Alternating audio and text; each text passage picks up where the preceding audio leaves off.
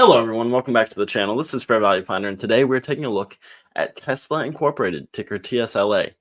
We've looked at it previously as a part of a head-to-head, and I said it had some potential, but it's been very volatile, and I wanted to take another look in on it and see what's going on, what the fair value is, and potential growth prospects. So let's dig right into this one.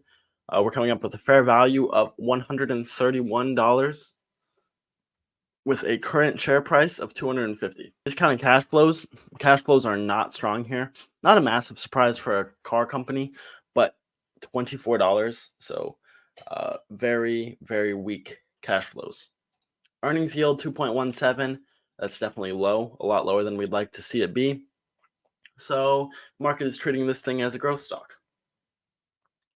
Cash flow yield, 4.5% this last year, on average 7.2. So they just had a lot of spending or less free cash flow this previous year.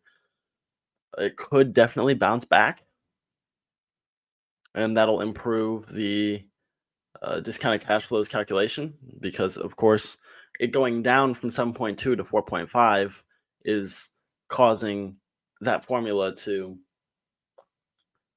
factor in that decline. And if it can bounce back above 7.2, then things will look a whole lot better there. Do not pay a dividend. ROE, very strong, almost 24, and debt to equity is good too. They have a great balance sheet, a lot of assets. Liabilities are not too bad. They could issue a whole nother $19.5 billion worth of debt and be okay. Better than a lot of the companies that we've looked at on the balance sheet front. ROI, 9.4%. That's really good. You're getting returns in line, if not outperforming the market, and ROA 14%. So all of the returns are very good. We already touched on the debt to equity. Margins, they came in with lower margins. I know they did cut prices at some point, but on average 22.5. This last year 18.25, which is not bad for a car company, honestly. Net 15.5.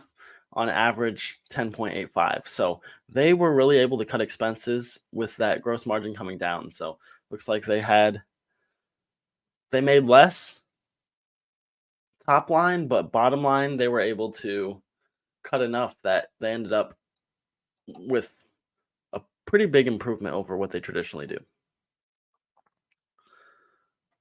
Analyst projections for revenue growth here are what is determining the thesis. So I know when we look historically, 45.3, 21.6, 18.8, it is declining. Analysts are only expecting 2.2 this year and 8.8 next year. Although I do think that Tesla is a company that will likely beat analyst projections.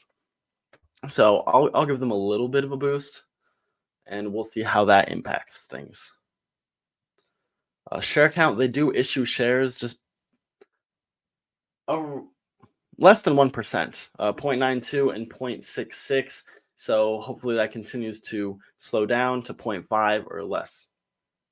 Cash flow growth, we want that in line, if not outperforming revenues. So actually, I'm going to bump that up to 11 because we did have a down year for cash flows, and that will bring us to a yield of about 5% in the next 5 years. Assets, very strong asset growth, 19.72 and 29.5. If they continue with that, I wouldn't be surprised to see 25 out of them. And in the same vein, liabilities, 12.1 and 18. So 15% liability growth if we use a similar logic to come up with that number. Dividend is not a thing with this company, and margins, 1% would bring them up to 16.29 in 5 years, which is reasonable for sure. So purchasing at today's price of $250, it's not looking too pretty. We're looking at average growth in the fair value of 9.25%. So in line, maybe outperforming markets. It doesn't seem like a growth stock looking at all this. And there's a whole lot of expectations packed in on this thing because the current fair value for what you're getting is 131.5. So assuming this growth rate, you're looking at $143 in 3 years and 185 in 5 years.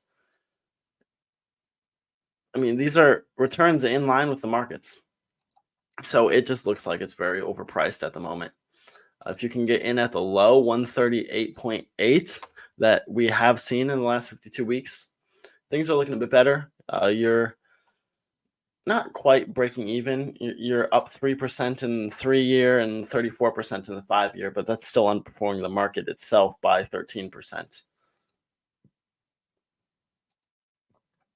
Now, I feel like a lot of this is due to the low analyst projections for revenue growth. If we do something more in line with what we've seen traditionally from them, it could be better. I want to go double digits, and I'm thinking something in the realm of 13-14% to see how that impacts our numbers. And a 14% will get us to nearly 12% annualized growth, and in the 5 year, you're looking at returns essentially in line with the markets. So given that, we'd expect cash flows to grow a bit faster too. Their yield wouldn't continue to shrink. So maybe something more in the line of 17-18% there, which would bring you to a 5.3% yield, completely reasonable, and puts you over the market by 1% in the next 5 years. So it's really how you look at this. We do have other levers that we can pull because this thing trades at an astonishing PE ratio. We see it in the 386, 139, 65, 45, currently trading at 109 based on analyst expectations for this year. So that PE ratio, the multiple that the market is willing to pay has been on the decline. It looks like it's hopped back up, but the trend that it was going on, I feel like even the 60 that I had used for our calculations was a little high. I'd expect 30 to 40 to be the multiple as the company continues to grow and really show the market those expectations that they were looking for or not. But we can move over and take a quick look at how everything's been trending. And this is not very pretty. Cash flows have always been pretty low. Looks like they had a really good year here in 2022. Aside from that, pretty slight linear growth across the board. The balance sheet, some nice linear growth there as well, just above the cash flows, bringing in 2025 expected value of $102 to the valuation of the stock. Cash flow is only 37. And then we have the actual fair value. It was on a very good trend up through 2022, kind of missed that trend in 2023 and has fallen drastically in 2024 and looking like it's starting a whole another uptrend. So we'll see how things play out there. The red is the earnings. Those earnings are really what's dictating that fair value on the stock. And analysts might just be off this year.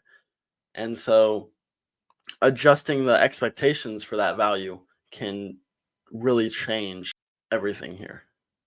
And then we have the actual share price, which kind of leveled off from 2021 to 2022 and pulled back in 2023 and is now on its way back up.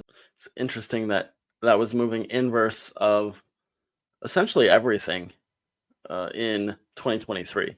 The share price was coming down, but the actual fundamentals for the most part were going up aside from the cash flows, which at the end of the day are one of the most important things. So I do see why some investors might have been hesitant and potentially gotten out of the stock.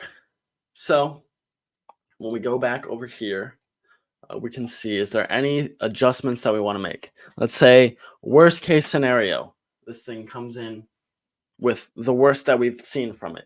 So we're talking about 2.5% revenue growth, Share count would be, let's say, 1%, round it up a little bit. Cash flows, 2.5. I can't see them losing more cash flow yield, really.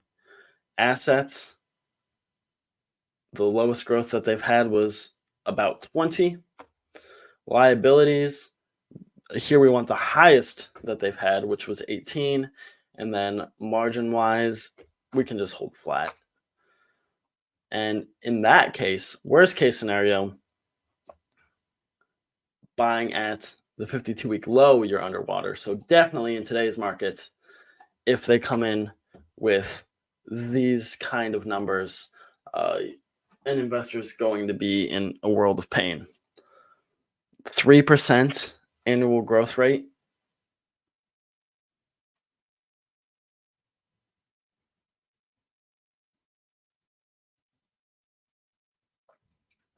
And you're essentially looking at your position being cut in half.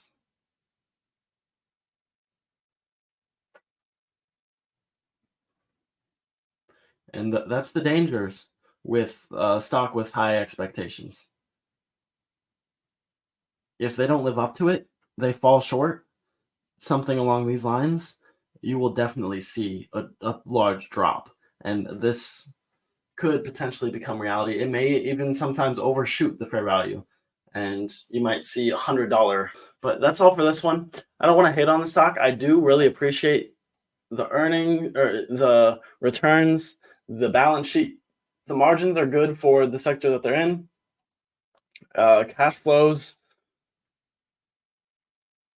I'd want to see those return back to average, start climbing ideally, and the earnings. It's just always traded at a multiple. It's one of the more well-known stocks on the market and has a lot of volatility and a lot of growth baked into it. So personally, I'd wait. I'd like to see it come back down towards this 52-week low level. That was $10 above the fair value. It would have been nice if it came lower. But even selling a put at that level, you probably would have made some decent profit and not been assigned shares. Although it would have been nice because you'd be sitting on gains of $110 off an initial position of about 140. So not quite doubling up, but I'd reevaluate my position at today's share price if I bought in at that level, and I would probably sell out. So clearly, I'm not going to be buying. But I want to thank you guys for watching. Please like and enjoy the video. Comment what other stocks we should take a look at and subscribe so you can stay up to date with everything. And I'll catch you next time.